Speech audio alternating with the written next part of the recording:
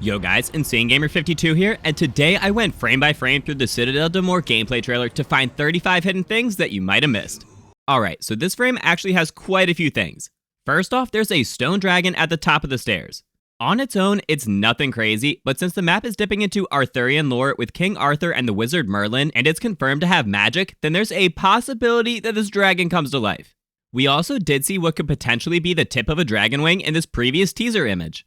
There's also graffiti on the walls, and we saw this red-haired woman on both D Machine and Forsaken back in Cold War, so maybe this could tie the French Syndicate or something back to those maps too. We also see Jug, a 2-plate armor, and a crafting table right here, so this is definitely a room we'll be coming back to often. There's a generator in this room with cables going to multiple devices, including what looks like a radio setup. This may just be for something like intel, but it could also be used for communication with our overseers, like how we have to go back to the guard station so often on Terminus. The chair and the machine next to it are also slightly suspicious, but that could just be because they're the only lighter things in this dark room.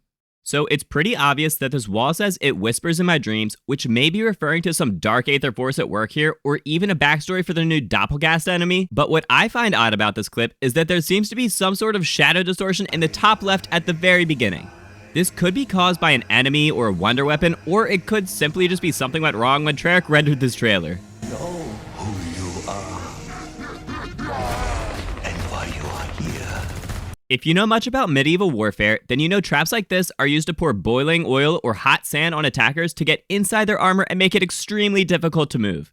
It's pretty cool that Treyarch tries to be historically accurate with neat little details like this. This is the first look we get at one of the wonder weapons for the map. Thanks to the Season 1 Reloaded blog, we know that the base weapon is called the Bastard Sword, and it will be upgraded to 4 different elemental variants. This one is called Durandal, Stag of the Storms, and it can summon lightning. So it looks like this lightning will be able to chain between enemies similar to a Wonder Waff. There's only about 6 zombies here, so we don't know if there's a limit to the number of times it can chain, but it can indeed drop power-ups. It looks like we'll be firing this lion cannon at the front gate of the castle in order to open it up and gain access to the inside. And once we get inside, we'll be in that jug room from earlier with the new doppelghast enemy. This guy is the new enemy for the map, and if you leave him alone for too long, he will absorb enemies and transform into an amalgam. Here are 2 of the new Pack-a-Punch camos, and they look awesome. Doppelghast will have erratic movement like this dodge that could make them difficult to kill. Alright, there's a couple of things in this room. First off, the new vulture perk machine can be seen up on the 2nd floor. We know that when you buy this perk, the machine itself will actually peck at zombies in front of it and kill them. There's also this chair in the middle of the room that sticks out way too much to be a simple decoration. And finally, in the background, there is a World War II bump that I feel is going to be part of the Easter egg in some way. Yeah! Here we get to see the 3rd Pack-a-Punch camo and the new field upgrade, Tesla Storm. There's also this suspicious red crystal above the doorway behind you that will absolutely be used to either open somewhere or power something up. Here we see a 2nd crystal, so it could also be part of a trap for this room that could zap zombies near them or something. We also get some more gameplay of the Tesla Storm field upgrade linking to nearby teammates and stunning zombies that get too close. Okay, this is weird and I may need your guys' help with this one. It looks like the players are doing a ritual where they have to stand within that circle.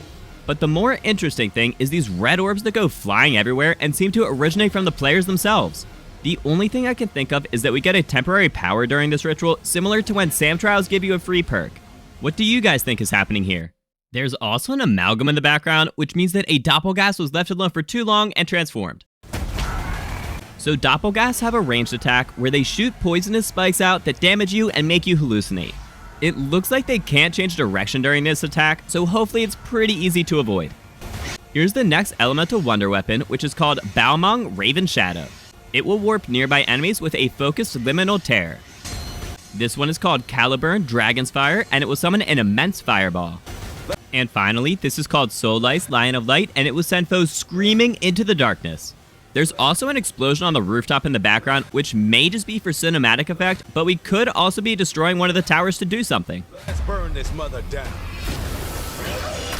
Here we get to see Balmung slicing a tear into reality, which basically acts like a Casimir and sucks zombies into it. There's also this giant statue in the background that could absolutely be a boss that gets freed from the stone, and then we have to battle it in this courtyard here. And finally, I find it cool that the logo is sliced and kind of slides into place. We may be slicing some stone with our swords to do something, but that does seem like kind of a stretch. And that is all 35 things that I noticed going frame by frame through the new Citadelle Des Morts gameplay trailer. I am beyond excited for this map and can't wait to stream the Easter egg hunt on Thursday. If you ever want help with anything zombies, I stream with viewers multiple times a week and have an active Discord server where community members are always helping each other out. If you found this video helpful, let me know by dropping a thumbs up, and feel free to subscribe for more in-depth guides in the future.